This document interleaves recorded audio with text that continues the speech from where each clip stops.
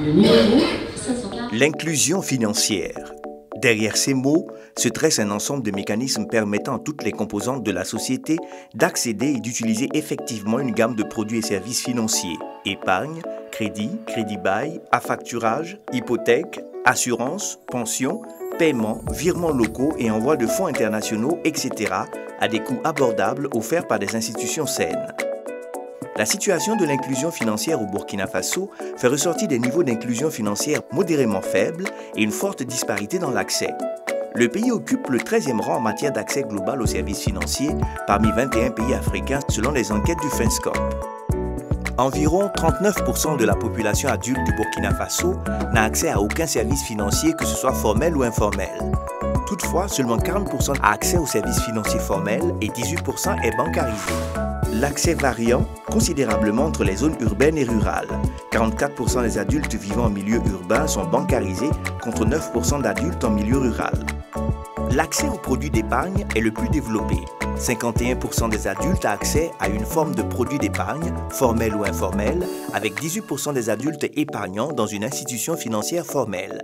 Les transactions et les transferts d'argent sont les services les plus formels. Cependant, la majorité des transactions, 77%, se fait en espèces.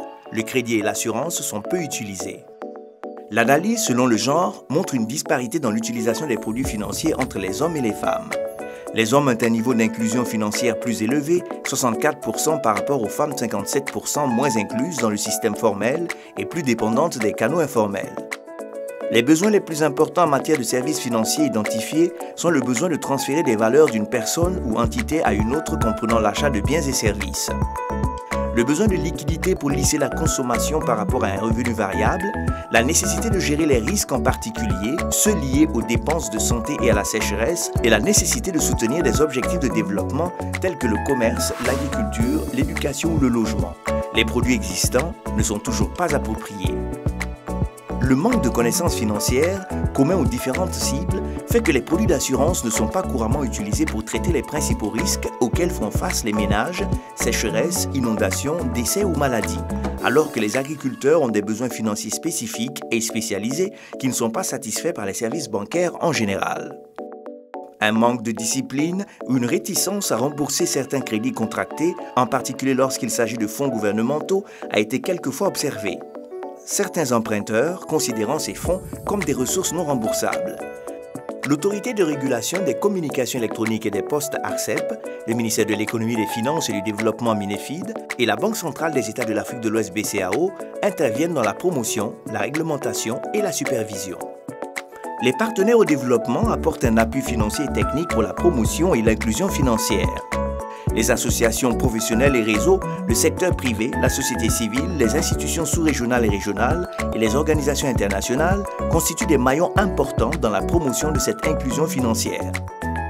S'agissant de l'offre, l'inclusion financière au Burkina Faso se fait à travers les services et produits financiers offerts par les banques, les établissements financiers, les sociétés d'assurance, les systèmes financiers décentralisés, le Trésor public, la Société nationale des postes Sonapost, la Caisse autonome de retraite des fonctionnaires Carrefour, la Caisse nationale de sécurité sociale CNSS, les fonds nationaux de financement, les sociétés de gestion et d'intermédiation, les promoteurs d'activités de change manuel, les bureaux de transfert électronique de fonds. La prestation formelle de services est dominée par les banques et les systèmes financiers décentralisés. Le Burkina Faso compte 15 banques commerciales agréées et 134 systèmes financiers décentralisés, dont 7 évoluant en réseau et 68 en individuel. Les autres prestataires de services formels sont des établissements financiers à caractère bancaire fournissant des produits de crédit-bail et des garanties pour les prêts bancaires aux entreprises. 2 fournisseurs de services de mobile money, 16 compagnies d'assurance et 2 régimes de retraite au service des fonctionnaires et des employés du secteur privé. De plus, la Sonapost offre certains services bancaires, tout comme la Caisse nationale d'épargne CNE, qui propose des comptes d'épargne. Le gouvernement a également mis en place un certain nombre de fonds nationaux de financement dans le but de fournir des crédits ou d'autres formes de soutien financier à des activités socio-économiques spécifiques. Il vise à promouvoir des activités génératrices de revenus et des emplois pour les personnes exclues du financement conventionnel, par exemple les jeunes, les femmes, le secteur informel, les retraités, etc. Ces fonds se concentrent sur la fourniture de crédits, des formations et autres formes de soutien aux entreprises, ainsi que des garanties de crédit ou des subventions. total, l'on compte à ce jour 19 fonds nationaux, dont 9 fonds nationaux de financement fortement dépendants des subventions du gouvernement et 10 fonds d'État destinés à des groupes spécifiques. Le mobile money a été introduit en 2011 et depuis a été aussitôt adopté par les clients. Le marché est desservi par 2 opérateurs, à savoir Orange Money, leader du marché sous licence directe de la BCEAO, et Mobicash Sonatel Maroc Télécom, qui suit un modèle bancaire avec UBA. La distribution limitée de l'infrastructure avec un nombre relativement faible d'agents de mobile money limite le développement de ce produit. En 2017, le nombre de clients titulaires de comptes mobile money actifs était de 2,9 millions, dépassant de loin celui des banques qui étaient à 1,8 million de clients et les systèmes financiers décentralisés à 1,7 million de membres.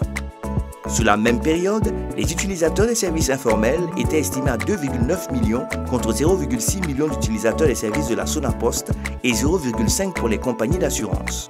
Les spécialistes sont pourtant formels. L'amélioration de l'accès aux services financiers stimule la croissance économique à travers la mobilisation de l'épargne pour l'investissement, la réduction des coûts de transaction et l'augmentation de l'efficacité. Au niveau des ménages, il permet l'amélioration du bien-être grâce à des coûts de transaction réduits, une gestion plus efficace des risques et une meilleure répartition du capital à des fins productives. L'accès aux services financiers facilite l'accès aux services sociaux de base, comme la santé et l'éducation. C'est au regard de la place qu'occupe l'inclusion financière dans le développement que le Burkina Faso a adopté la Stratégie nationale de la finance inclusive SNFI 2019-2023.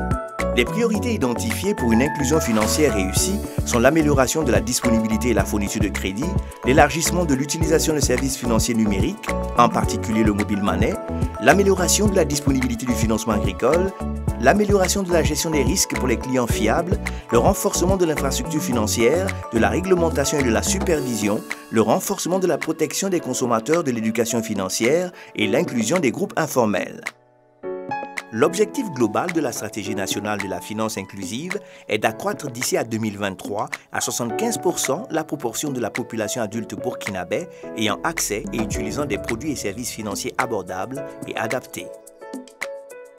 Les impacts attendus de la Stratégie nationale de la finance inclusive sont l'amélioration de l'offre de produits et services financiers de qualité, l'amélioration de l'éducation financière de la population adulte, l'augmentation de la proportion de la population adulte utilisant une gamme de produits et services financiers adaptés. Les cibles principales à atteindre sont les adultes ruraux qui sont exclus ou qui n'utilisent que des mécanismes informels. Il s'agira également d'améliorer la profondeur et la qualité de l'inclusion pour tous les segments et d'assurer l'accès aux services financiers pour la croissance aux micro, petites et moyennes entreprises et aux agriculteurs et de promouvoir un accès accru aux services financiers formels par les femmes actuellement fortement dépendantes des canaux informels ainsi que par les jeunes. La finance inclusive au service du développement.